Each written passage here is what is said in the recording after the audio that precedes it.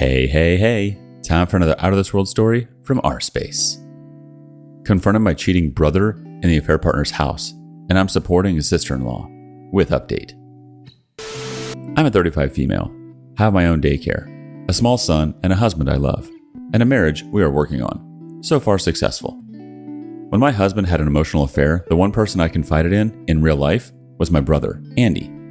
I've served and went 2 tours to Iraq, not from the US by the way, and Andy followed suit a few years after me. We actually were there at the same time, my second time and his first, but in different functions and groups.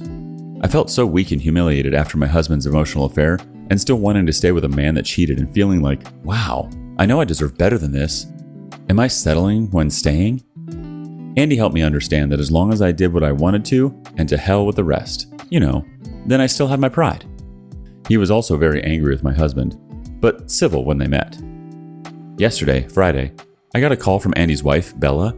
She's sobbing and barely coherent, as she is also whisper talking, apparently trying poorly to hide the drama from the kids, 3 and 5 years old. Anyway, I go to the at-home office and ask my husband if he can finish early and look after our boy. The other kids from my daycare already left. I explained something was going on with Bella and I wanted to check in with them. My husband quickly finished the work that needed to be done, right there and then, and 20 minutes later, I was on my way to Bella. Their place is maybe 30 minutes away from us. Bella was a mess and Andy, MIA. By now, it was early evening, so I put Bella in bed with tea, bathed the kids, and threw together something randomly from their fridge for them to eat. Then we all sat with Bella in their bed and watched silly animal videos on YouTube, and luckily it seemed to cheer Bella up quite a bit. The kids laughing had a good effect. Then I tucked the kids in. They fussed a bit about not staying up late on a Friday. Mostly the oldest. The youngest doesn't know Friday from any other day. But I told them I needed some alone girl time with their mom and said, we'll drink wine, eat those dry crackers with the smelly cheese, and talk. A lot. Oh, they'd rather sleep than partake in that. After I made a tray with just that, crackers, cheese, and wine, and a little chocolate I found in my husband's stash in the car, as I settled in their bed next to Bella, she had found their iPad and surprisingly casually tossed it over before serving herself to the tray. On the iPad was her Facebook with an open chat tab from an account obviously fake and anonymous. The person claimed to be married to a woman Andy was having an affair with and poorly taken pictures of receipts of hotels, etc. One after the other, as I scrolled down the chat, Bella said it matched when Andy went away to meet with military buds. Something he, and I for that matter, has always done quite a bit to talk about this and that, memories, etc. As mentioned, we weren't in the same groups, so his friends are not mine, so I don't know. Anyway, Bella told me she had actually opened a sealed envelope with all the information on Andy's social media, email, financial accounts, etc., that he keeps in case he is seriously injured. I have one too. It's something they advise and a good idea, even when civil. And saw the receipts added up with his credit card, and it wasn't where he said he went with his buds. If this is all adding up, my sweet, empathetic brother is right now spending family joining money on a weekend in a cabin in the countryside with his mistress. Supposedly, a married woman with a kid herself, according to the stranger. Bella had, of course, Facebook stalked her, but doesn't know her, and they, mistress and Andy, don't seem to have anything in common or mutual friends. A random meeting one time? A dating app? Who knows how they met? If this is true, why the fake account? We talked throughout the night. The result was that she will talk to a lawyer ASAP. Call them Monday, just to know her rights, etc. Where we live, divorces are often more simple and less dramatic. She has taken her share out of the mutual bank accounts. He won't be notified.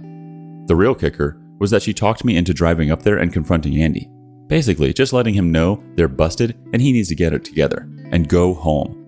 I told Bella I don't want to be more directly involved, but I will always be her friend and listen to her. She is family and mother of my niece and nephew.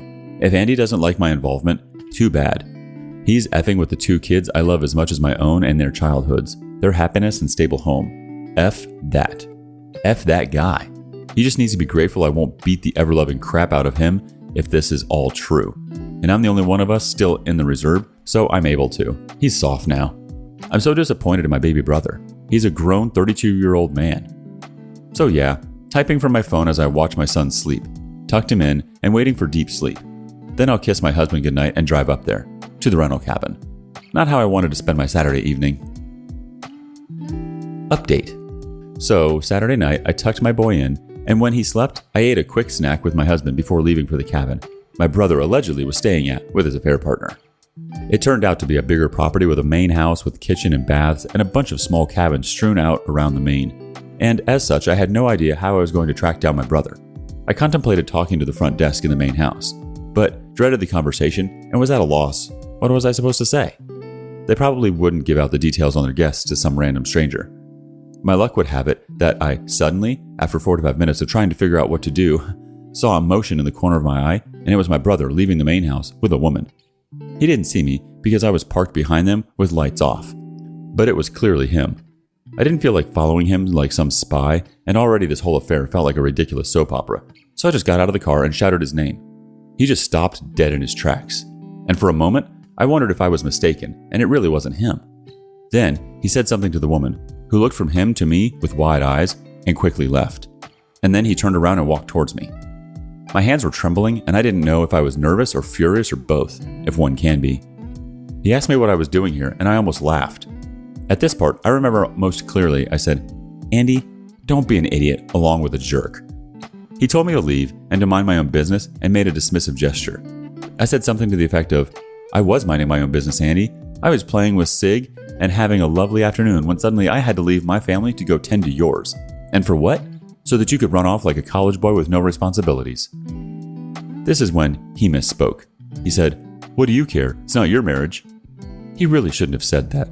I don't know. I just thought back on his kids the night before, being so brave while their mother was trying to silently cry in the other room, asking when dad was going to come home because their mother felt weird to them, because he made her like that. I just lost it. "I don't, Andy. I don't effing care. You can divorce Bella right now and marry the blonde random Karen woman in your cabin. I don't care. But you have 2 effing kids, Andy. They are your blood, and if you divorce them too, I swear on my own son I will beat the ever-loving crap out of you and then off myself just to go to hell, to beat you up one more time." Then I noticed lights getting turned on in the main house and tried to cool myself. I basically said this to him. He either returns tonight, Saturday, and gets his stuff in order, be that a divorce or begging for another chance, or he will be an utter pig to his family and kids.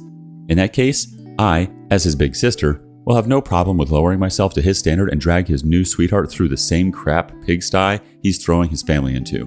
I will not go after him, when he obviously doesn't care about anyone or anything, but I will make sure that every person in her life knows about the affair and her causing pain to 2 innocent kids besides her own alleged child. I will pull every string to get her fired. I probably can't, but it will still be uncomfortable for her, I bet. I will personally deliver the news to her parents, siblings, friends, and neighbors. I wouldn't even piss on her if she was on fire. I don't care about her at all, and while I blame him and him alone for anything having to do with his family, I will have no squabbles throwing her under not a bus, but a tank, if that means I can get to him. He was really silent for a long time. Then he said, "Yeah, I was right." He needed to figure stuff out and own up. It was confusing for him to turn like that. It makes me feel it's fake. He promised he would return home that night. I felt like there was nothing more for me to say or do, so I just went home. I stopped for gas halfway and texted Bella to let her know. 1.5 hours later, she texted me, "He's back. He'll sleep in the guest bedroom and be with the kids tomorrow morning. Then we'll drive them to her parents and go to the park to talk and walk." That was Sunday, and I'm not pushing for an update. They need peace. I feel so empty. It feels so hollow that he couldn't see all these things by himself, and that it took basically threatening his affair partner before he was woken from whatever dreamland he's walked into. And it's like, dude, who cares about her? What about your kids? Fine, maybe you're done with Bella, but the kids deserve so much more. And Bella does too. But I'm just saying, even if the marriage was unhappy, the children have no part of it, but are hostages in their parents' feud. And I honestly feel like I effed up. Yet he only went back because I threatened his affair partner. That was not my intention. I really wanted him to go back on his own account because it would be the right thing to do. But then again, he wouldn't have the affair, would he? I kind of feel like I lost my brother. This is not the man I once knew, and it really, really hurts. I haven't got a clue what happened to that guy, but he wasn't there by the cabin. Just a fake lookalike. Only it was him, and it breaks my heart.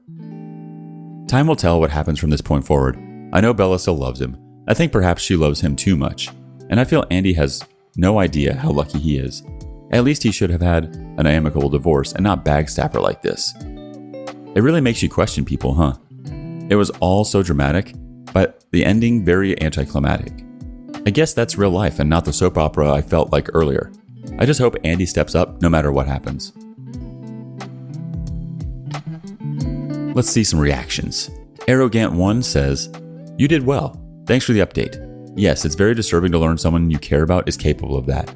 But he was always capable. He always had the tendency. You just now figured it out and know the truth. I love that you let him have it and that he went back home.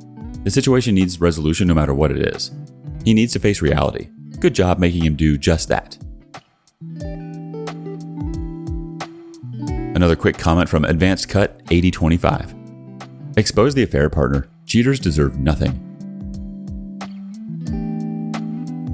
The OP responded, "Thank you. Too many people say, 'It's not her fault. Leave her alone.' Or his fault, whatever fits. And unless they are completely in the dark, there is something wrong with someone who is with a married person, especially when kids are involved. If you are so in love, tell them to come back when they sorted out their affairs." Apart Locksmith 1 adds in as a final comment, "Well done.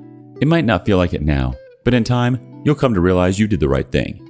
I hope your niece and nephew get through this okay. Bella too. They all deserve better." Okay, moving on to the next story. "My ex-husband cheated on me with his sister-in-law.